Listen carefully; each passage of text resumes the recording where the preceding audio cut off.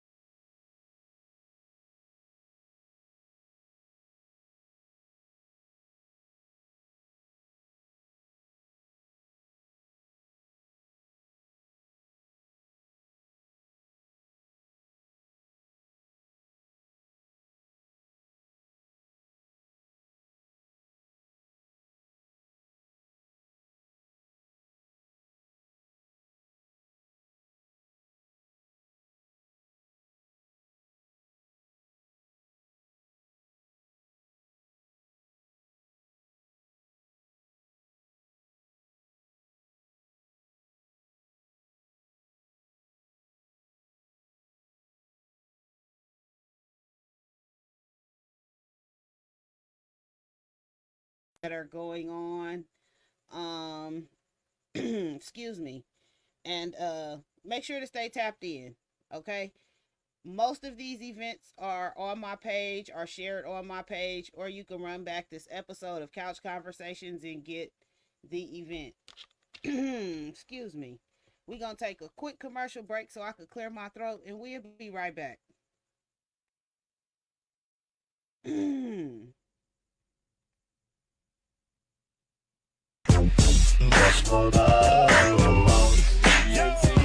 I keep it all original because I'm so West Coast. From Huntersville, Daytona's on the 6th floor. 6 in the trunk with enormous beat. Crawling when I shine, nigga, through Long Beach. Beach City Club, up the whips on the. I want to get my hands dirty. Bitch, I been that nigga for a minute. Keep the tag on him, these $200 denim. Niggas capping for an image. I see your Instagram and you ain't living like your pictures. Nigga, tell them spend your block and they gon' spend it. Steady acting like a killer, you ain't never stood on. Okay, we back. Thank y'all for tuning in. I'm sorry, I had to clear my throat. So I am very honored to have tonight's guest on the show. Um, Me and this man go back. Ooh, I don't want to say how many years, cause then I'm gonna put y'all on how old we are. But we go back to I'm pretty sure high school. I'm not sure about junior high, but I know at least ninth grade. And I was excited when I seen that he had wrote this book. I was even more excited to know his story because this is something that I didn't know. And I'm happy to have him with us tonight. So I am going to introduce to you Mr. ELLIS TREVON Howard. Hey, hey, hey. Uh-oh, I'm sorry. There we go. Here we go. Here we go. How you doing? I'm doing good. What's up, Danny? I'm cool. I'm cool. So first of all, let me just get into all the years I've been knowing you. I never knew you were adopted. Yeah, yeah. Everybody said I That's look like my dad, so that was we and got that all the time. I was looking at the pictures and you really do. Like it was crazy looking at the pictures and then to find out you were adopted. Now I'm not gonna lie, I didn't get into the whole book. I did get to start it. I didn't get to finish it. But Oh, it's all good. I was interested in the parts that I read. First of all, go ahead and tell everybody the name of the book. Adapt to adopt. The adopted son of an adopted son. My dad was adopted, and I was adopted. So he adopted me. So just that unique bond and that unique connection we both understood in life. Where somebody just coming in and helping out. So beyond helping out, really. But yeah. So it was just. It's one of those things when when he passed, it took a real big toll on me. So I just wanted to do something to in honor of him, to keep his name alive. So selfishly, it allows me to keep talking about him, and it's been a little therapy for me. So it's been good, and just to show what type of man he was, and how it really affects people. So if you're ever in position to do so, or if the ever need comes into your family, take that step and do what you can do, because it really makes a big difference in that kid's life, or whatever trajectory they going. Okay. I really want to ask. I was aware that your father passed, and I kind of kept up with your grief journey and everything that you were going through when he Yeah. passed. What made you really say, "Okay, I'm gonna write a book"? Well, he taught in such a unique way. He was a program director for a drug and rehabilitation center, Volunteers of America, and he ran a bunch of centers down in LA, downtown. And he was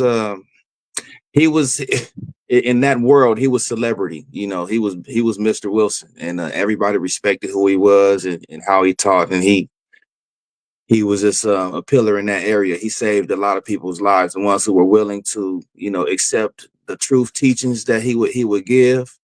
And so in doing so, that unique perspective I grew up with, I had to take this drilling, every day, so he didn't let up at all. So when I understood and grew up and understood people really didn't have a perspective on life as he taught me, I thought everybody thought this way, and I would speak to friends or family, or whomever, coworkers, and like, man, I didn't even think of it that way. And I'm like, that's normal, but it's not normal. His unique way of teaching and his thought process was just something different. And everybody who was a disciple of his, somewhat, not that way biblically, but just following behind him, knew that if you go to him, he's going to give you a unique perspective on what you're trying to do or think about. And it's like a paradigm shift every time he spoke. Okay. One thing I wanted to ask. Let me get into the book, and thank you for autographing my book. Oh yeah, yeah, Um, One thing I wanted to get into. One second was how you met him. Can we right. talk about that?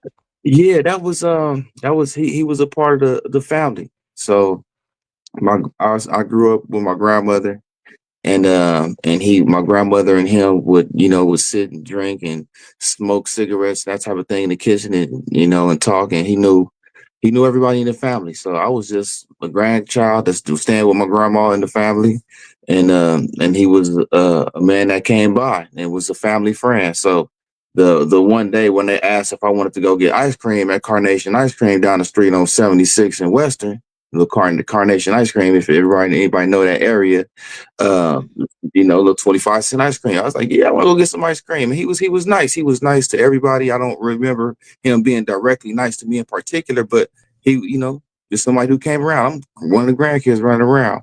And so we did so. And I don't remember that particular time, like the first time like that. I don't remember it, but I knew there was some type of connection where he was just interested in my life and I would ask him questions back and forth. And he was just, luckily, I would say I don't really remember the beginning. He's always been my dad, but I do remember a time.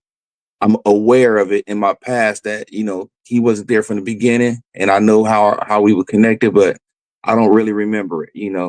So I was like, first, second grade, that type of thing. So yeah, so that's, he slowly became every Saturday we go get ice cream. And then at some point I was able to stay the weekends with him. And then one day taking me back to my grandmother's house, he said, you can call me dad if you want to. And I'm like, yeah. And I immediately I went from calling him Henry to dad. So I don't remember him. I don't remember calling him Henry, but I know I used to. And in the beginning, but yeah, it's just that amazing journey of how it came to pass. But my grandma and my dad kind of put that together. She knew I needed a father figure in my life, and he was willing to do so. And he dropped everything in his life to do that for me. It was basically just me and him. So that's Okay, kind of how that that came was together. that was about to be my next question. Was did you have siblings? I have a brother and a sister. All from my mom. So we all have different fathers. My biological father was Ellis Demond Howard. He passed of sickle cell when I was 11. So I only remember seeing him one time in life. Then my brother had his father, Ernest Love. He's there. And then my sister, she's like 20. You won't even know my sister's age. She's like 25, something like that. Somewhere around in there, 27, 28 maybe. Yeah, somewhere around in there.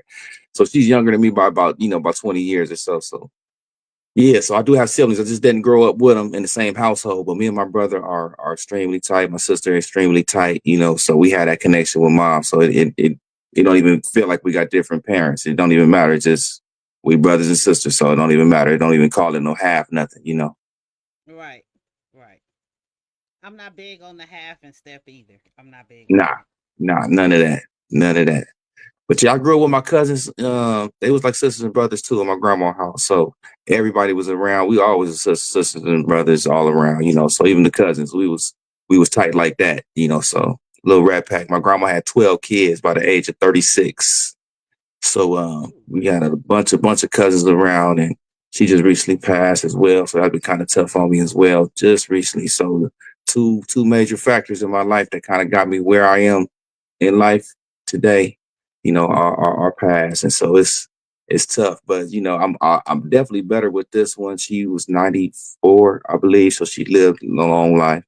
And going through my dad's, it helped me structure how I'm gonna deal with this one. I seen it coming too. So it wasn't such a surprise. But yeah, life is life. And I'm seeing it all throughout Facebook and friends and family members. And life is tough, man. So we got to learn how to deal with that. And hopefully this book is gonna help some youth deal with life earlier, because when you get thrown into a situation of your parents ain't there and you shuffling around with aunties or grandmas or foster care, or maybe they passed away or whatever reasons it is, maybe it's drugs like my situation was, and she has some issues, other that started the factor, so now you understand that later on, and you start to have empathy for your parents and your situation, and that makes you easier to move on.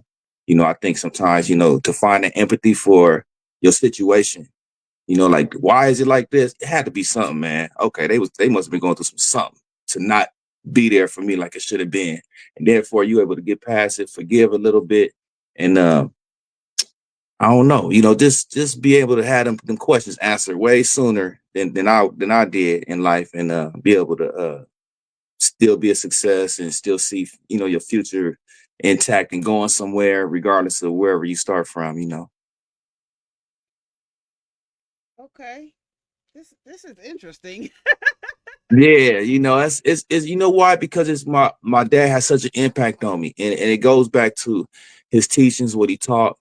When you get through this book, we talk about a few short stories of our lives, and it goes through a little bit about how I started, how he got in, and then through our life, and how he passed. But chapter 11 goes over tens of his sayings, and that was what's most important. When I wrote the book, that's what it was about, was all the teachings I got, because it was so many of my friends and family members that didn't understand how I thought, and it was all what he was teaching me. And not to say it's the only way, but it's a good way to look at life, to be happy with life. I'm talking about the attitude of gratitude, to be happy where you at. Cause sometimes we be feeling like, a victim, and that victim mentality can stop you from doing a lot of things in life, and it affects all areas. So having the habit of being grateful and knowing that you can change your circumstance is not controlling where you at, and what you're going to be able to accomplish in life.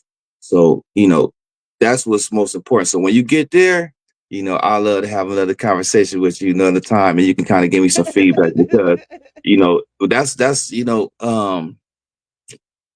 it's amazing, some of the things that he taught me, that which is so simple and subtle.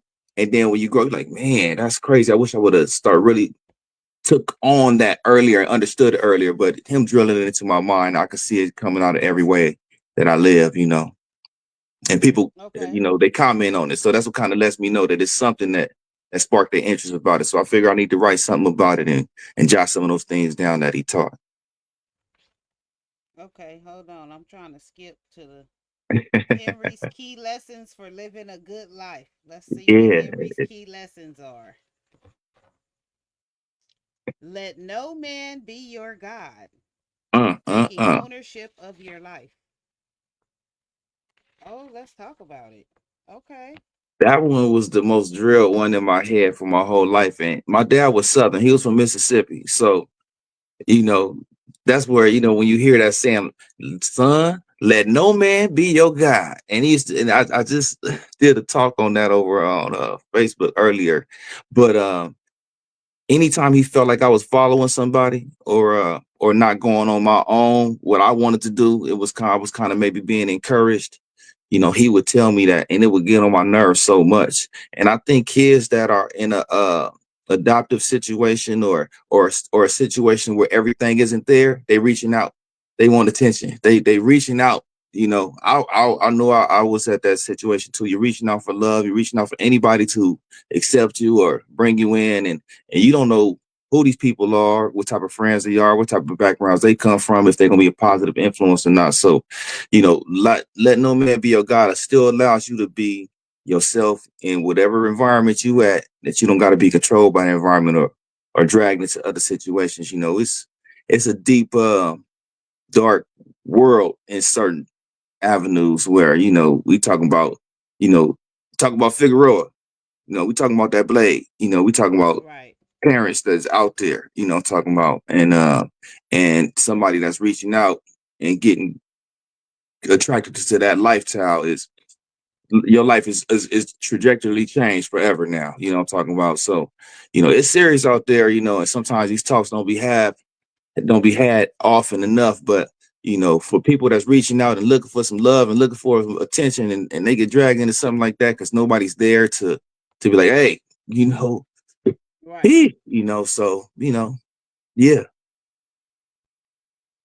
Okay. You either work in the beginning and play in the end, or play in the beginning and work in the. Ooh, that's deep. Ain't it though? And Oh. he would tell me that so much, and I'd be like, Okay, I oh gotta my read this again in case y'all missed it. I gotta read it again in case y'all missed it, cause that hit. I wasn't ready for it to hit like that. You either work in the beginning and play in the end, or play in the beginning and work in the end. Mm, mm, mm. It's The cold. power of discipline and focus. Okay, let me tell you why that hit different. Because I'm a big player. I love to procrastinate. I love to play and procrastinate. Listen, I have not changed. You knew me in high school. I have not changed. Okay, I have just gotten older and a little bit wiser, but I have not changed. Okay, Right, I still procrastinate and I like to play first, and then I end up working so hard later on when I should have just got it over with and right. did the work in the beginning. Yeah, The it's power hard to of do with discipline and everything. focus. And he would be on me about everything though. I mean, it's like he was one that didn't let up on nothing because he would say your habits is what's gonna control your life. So if you have a habit in this one area, oh, you're gonna have a habit of it in this other area too, and in this other area. So he was, son, you either gonna work it, and he just yelling it through the house. I just gotta, Oh my. Yeah. yeah, I need some more discipline and focus. We talk about that all the time on this show. I always talk about I need more discipline and focus. Y'all pray for me if y'all watching. Pray that God me gives me too. some discipline, some focus, and stop procrastinating. See, he's still in my Um, head when I do it now. I still hear it now, you know. So yeah. it's been drilled in. Every time I'm not doing what I'm supposed to do, I can hear it in my head. Him telling me, "Go on and do that, son." I had to go get a small check on his Benz today, and it been sitting out there for a while. I don't drive it too often no more. I actually drive it every now and then, but it still smell like him. Got his cologne, you know. So, but the tags on this from 2023. I ain't changed the tags, you know. So I got it's in my name, but I had to go get a small check on it. I said, let me do that today. I took the day off. It was raining. And I said, let me go get this small check. Stop playing. You know, he's here in my ear. It's like, son, take care of my car. You know, I was just like, all right, man, I'm gonna take care of it, brother. It's good I could talk about him like that now, man, because I It wasn't is. able to. I wasn't able to for a long time. It It feels is. good. Yeah. Always be thankful for a good and loving God. Mm, mm. Gratitude and faith in every step. Gratitude is power. Yeah. That's one of the most important ones because um so I wrote some notes down on this even really because I wanted to make sure I got through it. But gratitude, when you think of it, how do you feel when you're grateful? Like when something just happens, like, oh, for sure, good looking, man. It just, that feeling though. What do you feel like? That feeling, I'm talking about, that good feeling is Mm-hmm. it's I'm happy, but no, like, man, good looking, that relief, that, man, good looking, like I'm taken care of. For that moment, everything is just is good. Couldn't nothing take you off that high, and let's say like getting $1 million or 10 million, but what happens if you just got, $10 to get gas to the house because you was short and somebody's like, oh, I got you. It be feeling just as good. Like, man, I was able to get home, man. This dude shot me 10 on the gas. And it's like, so when you feel grateful, look what that feel like. And then to Mm-hmm. know that gratefulness is a choice. See, it's a habit to be grateful because most of the time it's just how you living. It's what you Right. see in life, talking about. And when you have a habit of being grateful, look how you feeling. You feeling like things are for you more than they are not for you. So sometimes it's how you looking at life. Your perception on life is always saying, man, I go to work, and on the way to work, it was, man, this dude got in front of me, man. The red light happened, and man, this, that, and the third. And you can look at it in one way, but other way, you can say, man, you know what, this dude got in front of me, he probably going somewhere to take his wife to a pregnancy. She got to get to the hospital, man. I was able to see it in time and slow up, man. I didn't crash my car. Good looking, thank you, God, man. It's just how you feeling. And so what where are you gonna be feeling when you get to work? Agitated, or you gonna get to work feeling like, man, good looking, man, today gonna be all right, man. So you can save my life once already. It's really just a choice on what you're thinking about life, and I think for this youth Right. to understand that early, I mean, I got it early, and I understand the difference of not thinking like that because I'm around a lot of my peers at work, and they like, man, why you go here tripping like that, man? Let that. So, but you can't teach old dogs, let's say you can't teach tricks to old dogs, so I rather focus on these youth to get them concept early, so when they do walk into these situations in life, they can maybe choose different ways to just be happy in life, man. Because they already had it tough, so they don't deserve no more, sad life, Right. so they got to choose that happy. And it's just about having the habit of being gracious, for whatever it is, because that feeling is addictive. To just feel grateful, man. Just, man, I got to work today, good looking, man, it was raining, just to really feel gracious. Because I mean, you could have had an accident on the way to work, and things is totally Right. different. Life is different. Like, we're not thinking of the other side of just getting to work, so having that habit makes you just have a happier life. Talking about, they deserve it. And I like how in the book you have a way you have let me see how I can word this. You have a section that tells you how to start building your own gratitude practice. And you talk about daily reflection, the gratitude journal, and expressing your gratitude. That's building the habit. Because if you don't have a habit of feeling gracious, a habit of being thankful, then it's not gonna just come naturally. It's almost like working out. And so when you lift weights, to get stronger, it's gonna be a little tough. But at the end of the week, you're gonna be a little stronger. So being grateful is gonna be tough, because you're gonna still be in your situation. Like, how am I gonna be grateful when I'm living with foster parents, and man, these people ain't even nice to me, and this is like, man, you know what? It's some kids out there that's living, you know, you gonna see. I, I'm not even sure how deep I get into the book, but at one point, my little brother was living under a tent behind an upholstery shop on Western and 91st with my mom. It was a little tough at that time. I'm at home with my grandma because she got custody of me, but my little brother did. She couldn't go through another court battle, so I'm riding my bike to go find my little brother on Saturdays and after school every now and then when I can, and looking for him. Wait, where mama at? And sometimes it was tough. She wasn't around at those times. She was, having her issues at that time. So seeing him and staying with him when I'm like maybe 9, 10, 8, 9, 10, 11, somewhere around up in them times. Be with him for maybe 30 minutes, hour, just sitting around waiting for her to come around and see her. Okay, bam, I can get back home. I got to better get home before the streetlights come on. My grandma don't know I'm doing this, but I used to plague my mind knowing my little brother was out there on the streets with my mom, and I'm at home in a bed with my grandma, eating all that. So when you aware of these things, people don't really understand. And I didn't get talked to about it. No, it's kind of hard. Family don't want to deal with it, but nobody's talking with me about this. Like, hey, I understand it. How do you feel? Well, it ain't no how. Yeah, you deal with the cards you dealt, man, and roll the hand. But I used to think about that stuff. It used to plague me when I was younger, so it was tough. One of our viewers wants to know how can they get your book. Um, on my page, you can buy one that's print on demand. It's $20. They come up about 25 with delivery. I'm gonna see if I can lower that because I found a way that I can actually reprint them for cheaper. But when you buy a book, I'm able to give another book out. Is all I want to do. So but yeah, it's on my page, and maybe I'll be able to send a link or something like that. It's on Ingram Spark. I gotta maybe if some way Okay, I can do so it on here. after the show is posted, you could check back in the comments, and also I'll post it on my page.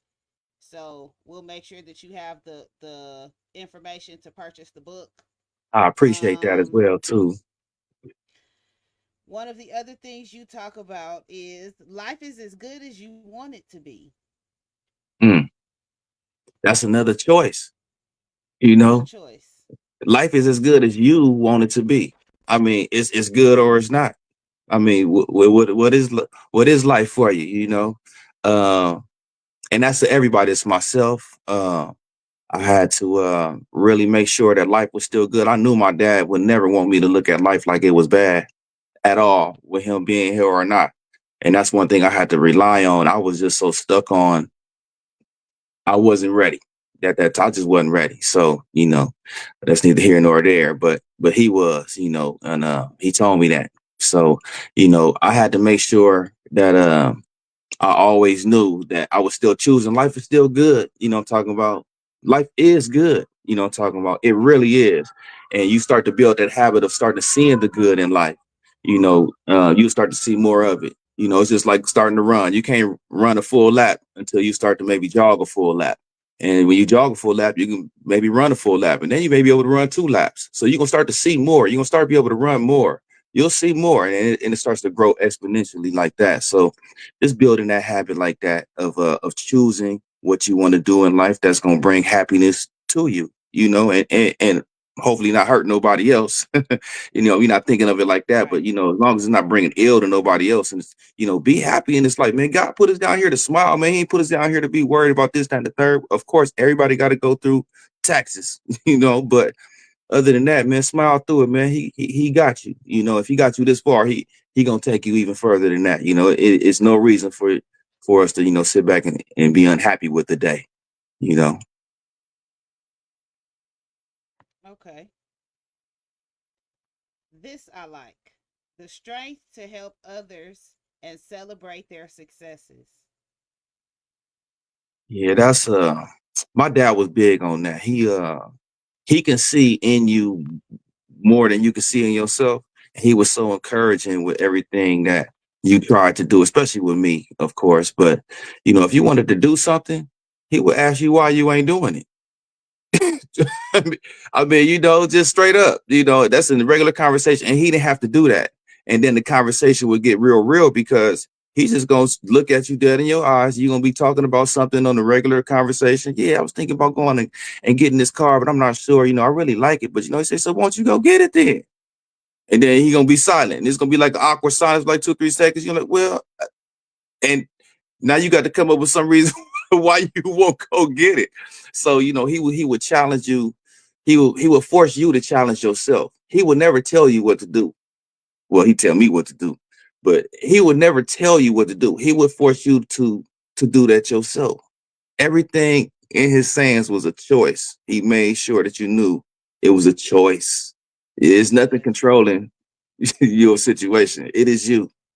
You know, the it choice. is you. One thing that I do like about that is I tell people all the time it's not hard to clap for others.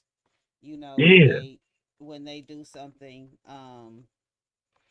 it's not hard to say good job. It's not hard to give some encouragement or a compliment or just help somebody celebrate whatever their accomplishment or success is. Um Sometimes small things to us are big things to other people. Oh, Um, absolutely. and Absolutely. I've mentioned before, sometimes you got to, take into account of where you started at on your journey. Um, and what I mean by that is some people started at the beginning of the journey. They started at zero and had to literally one, two, three, four, five and take it step Right. by step. Some people start at five. Right. Some people have a boost. They start at 10. So you can't really compare yourself to others, and you have to celebrate your own successes no matter how small or how minuscule they may seem. Um yeah, every and I'm learning that myself. Yeah. I'm actually dealing with this myself. This is something that me and my therapist have recently talked about. Is I don't celebrate my successes enough. I just kind Right. of they come and I move through them real fast. I don't take Right. time to relish in them or celebrate them, or it's like on to the next thing. But yeah, we have to be able to have the strength to do that, to help others and to celebrate others and to celebrate their successes as well as our own. Yeah, it's the habit. It's the habit of celebrating success. When I say it's you, it's meaning that's who you are. When you see things to celebrate, you celebrate them, whether it is your success or the success of another.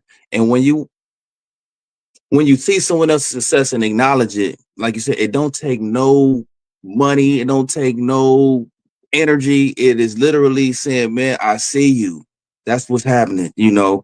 And to take that energy to do that is going to help you see more in yourself. Because when you celebrate your own successes, I think it's really just doing the things doing the things you want to do in life. And when you do those and you're happy, it's easy to celebrate somebody else and be happy for them because you're fulfilled. But when you are not fulfilled, You're not thinking of others as much. So the number one thing is to take care of you.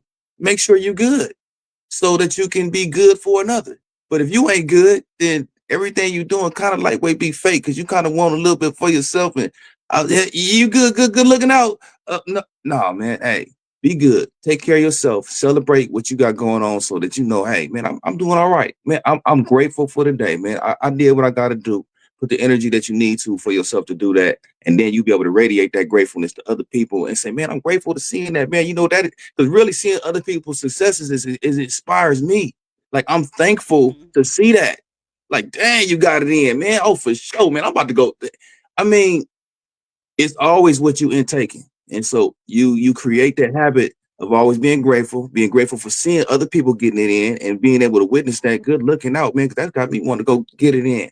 You know, thank you, Danny, for even bringing me on here. You know, that inspired me. So, oh man, that's what's up. You know, so those things, you know, you keep it in habit, it's gonna be for you, it's gonna be for another. And like I said, you know, it's just something just it'll permeate out of you if you keep that type of attitude going, you know. Yeah, and I love to celebrate other people's success. Y'all don't know I be living vicariously through y'all because I be doing so much. I be seeing stuff like, "Oh, I want to do that," and I might be not be able to do that, and somebody else do, and I'm like, "Yay!" You know. Right, Um, I love celebrating my kids' successes, especially Andrew. Like Andrew has been places I may never go, and I get excited every time Andrew tell me he books a flight because I know that he's going somewhere that's gonna be beautiful. He's gonna have the experience of a lifetime, and I'm happy for him. And I know that's my son, and I'm supposed to be, but it's a lot of people that don't be happy for their kids. right, But I love right, to just celebrate other successes. I love to see when people get degrees and things like that. I am happy for them. I am so happy. Like y'all don't know. I love to clap for other people.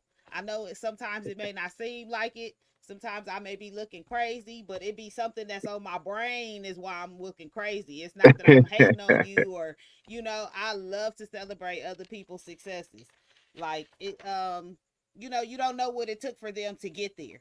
right. Especially like, when I know people have been through the mud, the dirt, the wind, the rain, the fire to Right. accomplish something, it makes me want to really celebrate them even more. Um For real. I like this you gotta want something. Yeah. Now, I've heard that before my damn self, okay? Yeah. You gotta want something. Um Yeah. my grandfather used to say, you gotta want something, and whatever you want, you gotta be the best at it. So if you want to be the trash man, you gotta be the best trash man it is Right. at the trash company. Right. So I understand that you gotta want something mentality. Well, you know, it's crazy because I didn't put them in, but I have a couple Bible quotes to each of these sayings. And so everything he says is kind of biblical. And then you go back to maybe like Psalms 23, say, "Thou shalt not want." And what I mean by when he says, you know, hey, you got to want something, it's the motivator of doing. If you don't if you don't have an aspiration for anything in life, then you really won't do nothing because there's nothing to go do it for. So, and bringing in the psalm of thou shalt not want, you shouldn't want because God give you the ability to go do whatever you want to go do. So go do it. Mm-hmm. What are you wanting? Go do what you want to do. So everything go back to another saying, you know, like we just keep repeating the same thing over and over. It's a choice, man. What are you wanting? Go do that. Go go do that. You got the ability. You want it. Go learn it. Do whatever you got to do so that you're not out here wanting, you know, and yearning for things, you know, that you can go do, you know, and do something about, you know. So they kind of tie all back in Now like that. that segues into the next one. Wanting isn't enough. Do the things it takes. Yeah, do that, man. Stop playing on something you want to go do. Like for real, you know, put a plan together. Don't do stuff recklessly, but you know, enjoy the life that he put down here for you. If you got an interest in something, go do that. You know, like you said, you do a lot of different stuff. I done so much. I done uh I done music. I done construction. I done in all different everything that I've been interested in. I went out and studied it, put a little time in understanding a little bit of it. So I'm just not doing things blindly. But man, I went and did that. So I had an experience in that. And I don't think people are or have the habit of gratefulness enough, because what that gratefulness does, it allows you to see more things that are for you than are not for you, right? And so when you see Mm-hmm. things that are for you all the time, you will have a little bit more energy to go do something else, because you know, like, man, God got me. If I do this and I really do it in the right way, man, God gonna bless that. It gives me the more fortitude to go ahead. So these things all tie into a better life, because the more grateful you are, the more you're willing to go try and attempt things, because you see a lot of things happening for you in life. So you're like, why wouldn't this happen for me? So now you're willing to go do something that's going to be happy for you in life. You ain't scared to go do it. Like, so you got to go do something. And a lot of times people get scared to even start for whatever reasons, a multitude of reasons. God, Satan got a whole bunch of reasons for you not to do it. You ain't got enough money. You can't do this. You ain't got no family. You don't got no experience. No, whatever it is, that he can attack on, he gonna get you not to do it. And that's the motivation of doing it. So you gotta want something, and that's the motivator. Now you gotta go do something, because just being motivated won't do it. So like I said, it all tie in. I feel it like it all ties in. It does. And you do, you if you want something, you gotta go do it. Faith without works is dead. That's one of my Dead favorite scriptures. Faith facts. without works is dead. Now let me tell you, I skipped a couple. Yeah. You are what you around, the power of your circle. Now, I'm going to tell you why I Hmm. love this so much. Because people all the time say, if you hang with bums, you're going to be a bum. If you hang with millionaires, you'll end up becoming a millionaire. Right. If you hang with alcoholics, you're going to be an alcoholic. You are or what you hang around is what you become. So your Right. circle has a lot of power. Yes, it Um, does. I've also heard someone say you're not supposed to be the smartest one in the circle. Right. And if you are, get out of that room. Get out of the circle. Yeah. So I mean, you are what you're around. I really believe that. I really believe that. Well, what are you And gaining from that's your circle? When you choose somebody to be around, I used to tell my kids in the way that I guess what I thought he was teaching me, and I would tell my kids, look, it's a percentage, but I would do stuff with math all the time. I was like, you got some friends that I just clown around, friends that you just clown around with, shoot the breeze with, whatever. You don't really gain anything intellectually, but you may gain just a good friend, just hanging around. Then you have some intellectual friends that's trying to go somewhere, do something, have something, and do something in life, and that, and you are like, okay, this person gonna be doing something. Um, what are you hanging more around?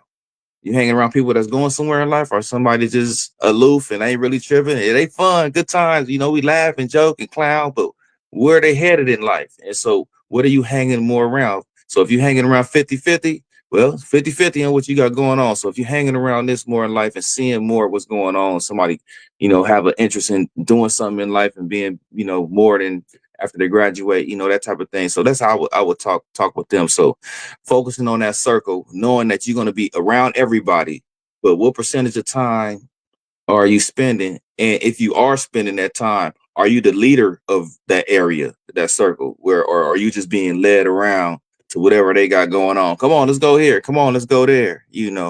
And so, yeah, your power of your circle, man. I just, unfortunately, man, a partner of mine's, man, just got caught up in his circle, man. The dude I was working with at work, man, I trained him up pretty good on what we were doing, and this weekend he's not coming back at the job because he was in a circle and some shooting, and he got to work that out now. So it's like, man, bro, come on, bro.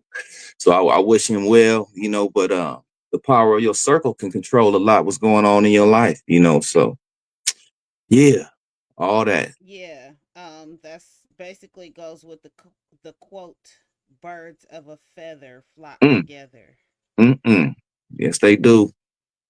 Yeah, you And are what you hanging around. We can't blame it on yeah, nobody else. a lot of people don't believe that. But I was watching something last night where this guy asked the question, why is it that when girls go on girls trips, they always come back fighting? And the other guy, his answer, like, it threw me back. But I really thought about it and I said, this is the truth. He said, because girls are usually friends that hide stuff from each other. And you don't know your girlfriend is a hoe until y'all get out of town on the girls' trip and Ooh, she wants man. to run off. And 90% of the time, the other ladies aren't that type. So it causes a fallout in the friend group because Right, now the other ladies don't want to be seen as a hoe because the hoe is out doing hoe shit. I get that. He also said one of the friends is usually broke and she don't want nobody to know that she's broke. So she been fronting the whole time. And then they get on the trip and she find need help. out that she's broke. Right. Oh man, I'll be watching these shows with my wife, man. She watch all of them, and I'm just sitting here thinking of all these shows, the girls' trips and the girls' clubs and all these different ones, and it's reminded me of all. The But yeah, circle those always goes bad on the trip. That's where the circle goes bad at because right, that's when you find out really how your female friends are. I'm not right, big on female friends for a number of reasons. Um, no, no, seriously, especially like now in this day and age, the right. mentality that a lot of these females have, I just cannot get with. I cannot the scammer mentality, Uh. he need to pay all my bills starting at the Right, first date mentality. Um what are you bringing to the table? Like I'm right, really big. They say you're not supposed to ask that, but I be wanting to know like what are some of these people bringing to the table? And I right. used to back in the day, I used to say, "Well, I am the table." Let me tell you, I don't say that anymore. Okay, I don't want to be the table. Okay, I might bring chairs to the table. I don't know. I might bring the Right. dinner to the table. I don't want to be the table though. See, I and feel that's you. where a lot of listen. That's where a lot of people going wrong at. They circle got them mixed up in the head. What are they Right, supposed to be expecting? So, right, you know, I try to keep sane people in my circle. I try to keep entrepreneurs and business minded people in my circle. When I see people are straying the path, I try to let them stray the path in their own, you know, right. yeah. Yeah, Cause the distance, what you doing in life creates the distance. It ain't about you being distant from another, but when your conversation and your direction is just misaligned for the little moment, then it ain't even really a separator, but it's just more of them. Our conversations really ain't the same no more. So maybe it whatever that is, but that circle is definitely very important. That's something that I always knew that I wanted. And I look at a lot of even my homies from high school that I'm tight with, that I still communicate with, stuff like that. We all either married, we all got our kids, talking about being with our woman for 20 some odd years now. And I mean, some of them, but I can name them, and it's like, man, you know what? My circle is dope. My circle, my boys, my homies, the ones that they dope, I'm talking about, and even the ones that maybe have had some separate situations where it's separated, in their situation, they still there. They, hella good fathers. And I'm like, you know what? I chose good. I chose my homies is what it is, So I look at that, but your circle in them situations, that's funny. It's cold in this day and age right now. I'm just so glad I got years with my woman. I don't even try to put no taint on it when I be speaking on mine, because so man, Satan is real. But you know, I feel like people ain't giving enough to these situations of relationships, man. It's gonna be tough on a lot of our sisters, with it being the shortage of brothers, talk about. And I hate to see that so many of our sisters will, maybe not be able to find that love and that marriage, because it's pure numbers. I mean, I'm looking at just the numbers and you hear about it, but we gonna have to do something as a people, talking about for real. Because it's tough out there, and I hate to see it. I wish more of us was more willing to go through the growth that we need to go through with each other, because that's what it's going to take. Talking about, people got to hold on and not be so cookie cutter with who they so-called want, because nobody's in nobody's cookie. I promise you. I promise you, whoever you think of is supposed to be gonna be like, and he gonna show up. He ain't. And same thing, vice versa. She ain't. Not like that. So if you're not ready to go through the change with people, because they are going to, even when they get with you, they're gonna change. That's a change already. They got you now. Who they gonna be with you? Mm-hmm. You know, talk about. So now you're looking at how are you affecting their life positively or negatively. So if things go bad, then somebody ain't doing something positively with another person. It wasn't a good. So we got to figure that out. And then all of a sudden you got kids involved. Now we're trying to stick it out. So I just pray for us all that we get to this information soon enough for these youth. For my daughter, which is 11. I'm hoping that you know, some kid is out there with the right mindset. Be able to deal with her the right way I am. I'm talking about, but this is far and few between. So if enough of us ain't talking like this out there and putting this information out there, then yeah. So I just feel like that's another reason why I ain't scared to say it.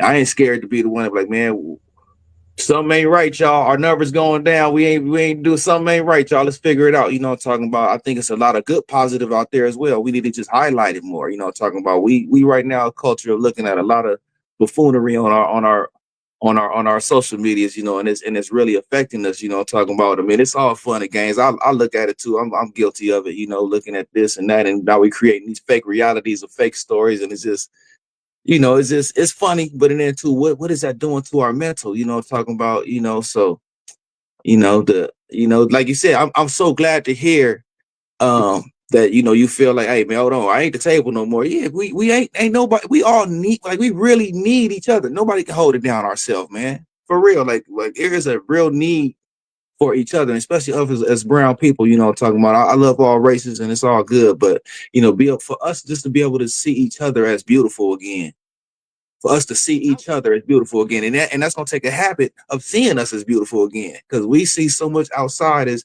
better or whatever. I'm dark, so I used to hear it all the time, just if you dark, you felt that, you darker than most. Like that type of little nonsense, talking about. So people need to feel beautiful, then they'll act beautiful, then they'll be beautiful. I'm talking about, and we'll see the beauty in that person. We got to see it in each other. We don't see it too often no more. We see a lot of sexuality, that type of thing, but we don't see the beauty in each other. I think we gotta get there. My dad was one of those that was seeing the beauty in people. He could see somebody on the street, it's you hard to know. see the beauty in people when everybody is Yeah. lace fronted, makeup down, BBL'd out. Hey, men doing it too now. They putting the spray on, the fake beards, and the I've hey, noticed, so and so things are so fake. It's hard to really see the beauty in people. I'm gonna keep it 100. I know a lot of y'all noticed. We 8 seasons into couch conversations. I know y'all noticed. I've been wearing my natural hair. Like I had to let the wigs and the weaves go because it's too much. Listen, I don't know how y'all do it. Shout out to everybody out there that's keeping up a lace front, because baby, that is not for me. Shout out to my barber Tone the barber over here in the cut in West Covina. I had to go see Tone and get it together, because I was like, me and the natural hair gonna have to rock. Me and the curls gotta rock. Like, I am right, so tired of, I'm so serious. Like, I try to wear my makeup as natural as possible. I refuse to get a BBL. I'm not taking no Ozempic. If me and the gym right. can't get along, then it's just gonna be what it's gonna be. Unnecessary for Like, all that. it is just too much. It is too much. I don't know what people look like anymore. Um, yeah. Robots. Let Yeah. me let me tell you, and I was telling somebody this the other day. I ordered some clothes off of Shein, right? So Shein has Shein and they have Shein Curve. So you would think that the Shein Curve would be for like the BBW my size people. No, Shein Curve is made for people with BBLs. So when I ordered my clothes, they don't look right because they're made for somebody with a BBL and some fake That's hips. crazy. So they This is making not clothes for fair that to shape. me. Yeah. They're Yeah. making clothes for this. This is not fair to me. I don't want a BBL. I just want my clothes to fit. Right. Like, it's getting out of control. Yeah, I prefer men with bald heads now because I don't know who's wearing what. I don't know Cold what's game, going right? on. Yeah, And people have this thing where they be laughing and they be like, "Hey, we need to go swimming on first dates now." Like, I feel that. Oh, that's crazy. Yes, that's I it's feel crazy what you see. I don't see a lot of that stuff on my feed or seeing that type of information because I guess I'm being married for 30 years, but that's so funny. I do see some of it, and I see some videos like how much it costs for a girl to go on a date. They like it costs me this much, $300, $400 listen, to get my hair, my listen, nails, and listen. Hold on, let me tell you. There is a misconception right now, and I want to clear this up publicly for anybody that is watching. There's a rumor going around that I left my husband and divorced him because he did not have a job. Please let me clear this up. That is not why I left my ex husband. Because at this point in the game, if I could get somebody to split some bills with me, we good. Okay? You ain't, like, I'm serious. The cost of rent these days is I out know. freaking rageous. Like, Oh, everybody running to Vegas. Why are y'all running to Vegas? There's no rent control in Vegas. The rent can jump from 2,500 to 3,500 whenever they feel like it, and everybody want to that's run to Vegas. crazy. The rent in Vegas is not cheap. It's going up because they're building stuff there. Stop running to Vegas. Y'all might want to start looking at Jeez. the Midwest at this point. Right. Um, like, That's I'm so crazy. serious. I'm so serious. Yeah. That's what's tough Um, on relationships now too. People, they do get together for those reasons, and sometimes that might not be the perfect match. But now we in here because hey, if we I can't afford can it. get I can't, along with you so 80% of the time and we can come to a compromise on how we go split these bills, let's do it. Okay? Let's do it. Let's do it right, because right, I'm tired of hearing people talking about I need him to make six figures and I need him to pay all the bill. I'm so tired of hearing that too. Like, first of all, the people that are making six figures, y'all are not interested in. I seen on Pop the Balloon that they popped the balloon because the man said he was a plumber. Plumbers make six figures. right. Yeah, I'm an What electrician. are Yeah, y'all doing? yeah. Yeah, But let's that's just being informative. But then too, that's just being good people too. We gotta be good people, I'm talking about because sometimes when you're looking for a mate or a spouse, you have to be open. You can't be ready to just settle for anything. But yeah, being open to a good person. That's the only way you're gonna be the most successful you. And somebody that has these type of habits that's talking in this book is somebody that's grateful. Like, wouldn't you want to? That would be one of the first things I'd be looking for in another person to be with. Somebody that's grateful, like somebody that's just happy. Somebody that's like, you know what? That I mean, you don't understand how much that is going to affect your income because when you are feeling that way, that's what's gonna help you to be positively influenced to go do whatever you got to do, or feel like, hey, I can go get this, or let me go do something else for sure. Because when you got a negative attitude around you, that's like you said, at one of the girls' trips, you got one of them that's negative. Oh man, they tear the whole trip up.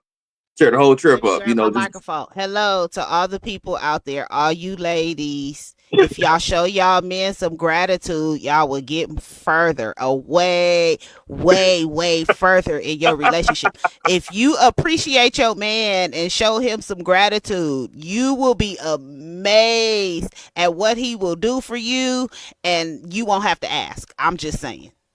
yeah, I'm married for almost what 20. Yeah, I don't hope 20. We going on 25 years, 27 together, something like that. 20, something like that. Yeah, we 2027 will be 30 years together, and then I think 25 years married, and this year I think so. Yeah, my wife definitely kept me for sure.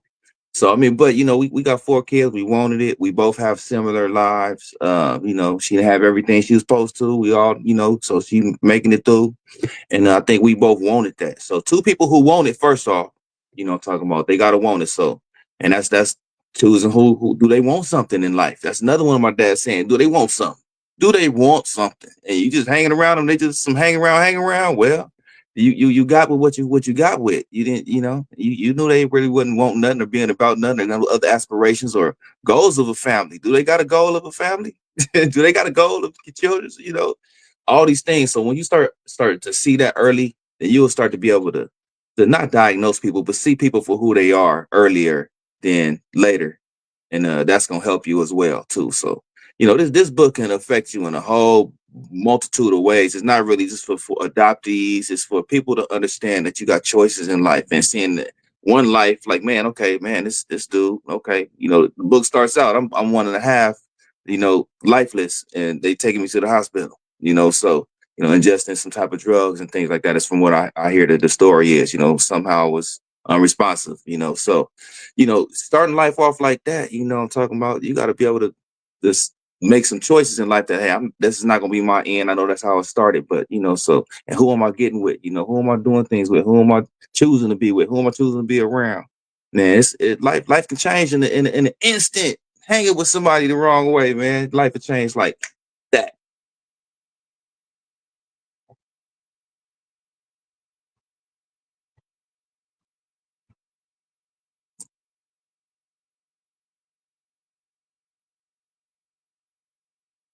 Yeah, I don't hear you. I don't know. It went out. I can't hear it.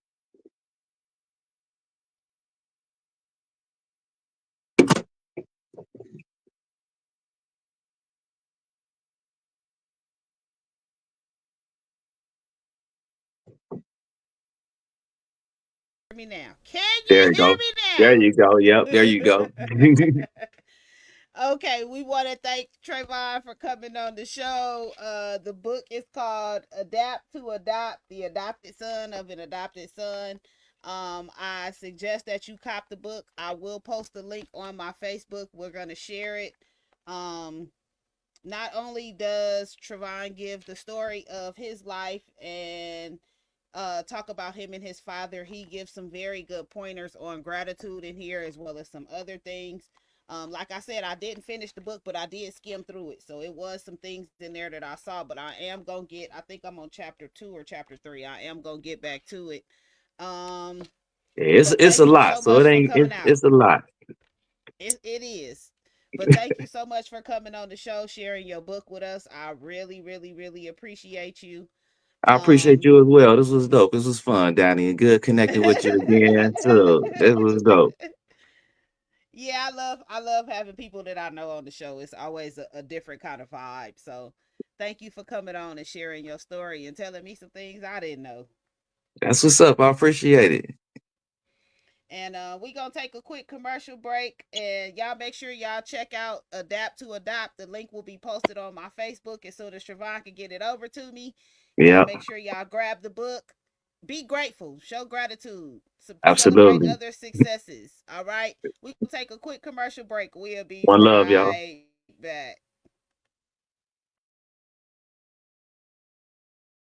DJ Captain.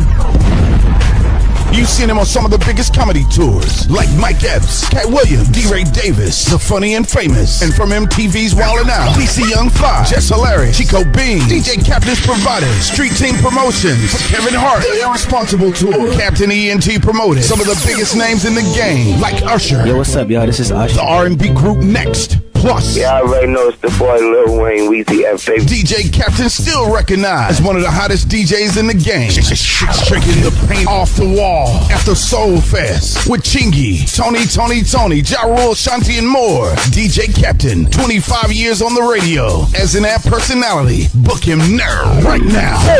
Tours, weddings, concert parties, at the clubs, and as your favorite host, City legendary DJ Captain. The homie is in session. Who wants the first lesson? Call 217-899-7656 or email dj.captain@yahoo.com.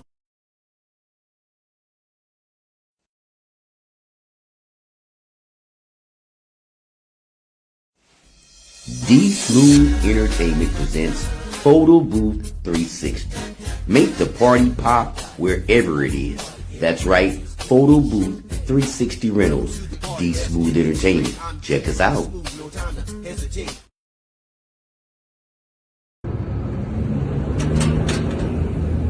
Hey, welcome to Boss Daddy's, where we got the best ribs in the city, you dig? 3310 South Nellis, Suite 2526.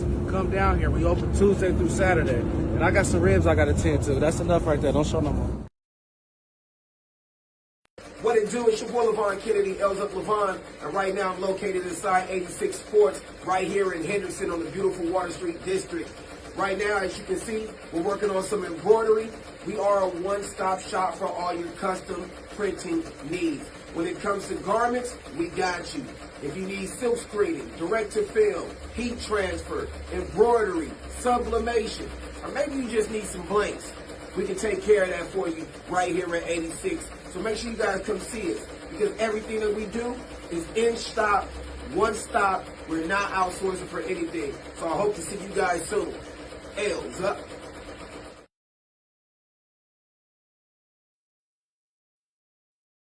Thank you for tuning in to another episode of Couch Conversations. Thank you to our guest for today, author TREVON Howard, and the book, once again, let me see if I could get it in the right light for y'all to see it. There we go. Wait. There we go. Adapt to Adapt. Adapt to Adopt. I'm sorry. Adapt to Adopt. The Adopted Son of an Adopted Son. Very, very good book. Make sure you check it out.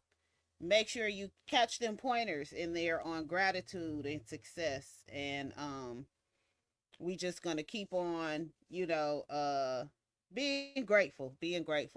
If you were interested in the book, the link will be posted on my Facebook as soon as the show is over. I'll also post it in the comments. But thank y'all so much for tuning in tonight. We appreciate you so much. Be sure to subscribe to my YouTube, y'all. Hey! Subscribe to my YouTube for exclusive content. So much on there. You can also catch past episodes of Couch Conversations live, as well as, for those of you that don't know, I had another podcast called Danni Gyrl Live where I did interviews with artists. You can actually find those episodes posted on YouTube as well as I'm getting tongue tied, as well as other exclusive footage. I have footage that y'all not gonna find nowhere else. Okay, I have footage that people just don't have. Make sure you are coming out Saturday to Koi's Thai Food for the networking mixer. The last one was very nice. We were able to talk to some people about services. We were able to make sure that we were networking, and people were able to come pass out business cards and things like that. So it was really cool. Make sure y'all come, pull up, free appetizers. It's gonna be cool. Also March 22nd, the Indie R&B Takeover. It is going to be at 8 p.m. Tickets are on sale now on Eventbrite. We have DJ B Hot on the ones and twos. We have Pneumatic as the live band. DeAndre Robinson from Peoria, Illinois. Morgan Williams from LA. Talented from Tempe, Arizona. Paul Douglas and Sabree Killings from San Bernardino, California. Lisi from Las Vegas. Anthony Gates from Los Angeles. Santiago from Los Angeles / Las Vegas, depending on where you know Santiago from. Also, welcome to Cool. Who else do we have? The Jays will be there, so y'all make sure y'all come out. We're gonna have a good time. Like I said, tickets are on sale on Eventbrite. Make sure you grab them. They're $15 pre-sale, $20 at the door. So I'm just telling y'all, you might want to grab them now. There are a limited number of pre-sale tickets. Make sure you follow me on all social media at The Real Danni Gyrl on all platforms. You can also email me at The Real Danni Gyrl, or call or text me 702-578-6716. Also, to let you know, we are still looking for artists and vendors for the block party. I'm still also looking for a food vendor and a bartender for March the 22nd. So tap in with me as soon as possible. You can catch us on Couch Conversations Live. Couch Conversations Dmeg on Facebook. Couch Conversations Live on Instagram. You can also email us at couchconversationslive@gmail.com. Next week, we're going to have a special guest. Stay tuned for the flyer to be announced. We're going to be talking about a whole bunch of stuff. So make sure you are back next week. And as always, thank y'all for coming out. Peace. Have a divine night. And I'll be closing the show with my promo video. So y'all have a good night. Stay tuned because the song will be coming soon. We just doing the last little tweaks. And the video shoot will be coming up very soon as well. So y'all stay tuned for that. But thank y'all for tuning in. Peace and have a divine night as always. Nothing that I'd rather do than rolling up a L with you. Have a couple drinks with you. Smoke a couple blunts with you. Nothing that I'd rather do than rolling up a L with you. So let's leave behind the crew and smoke a couple blunts with you. To keep it real, I was trying to test my luck. So I was happy when you tried to see what's up.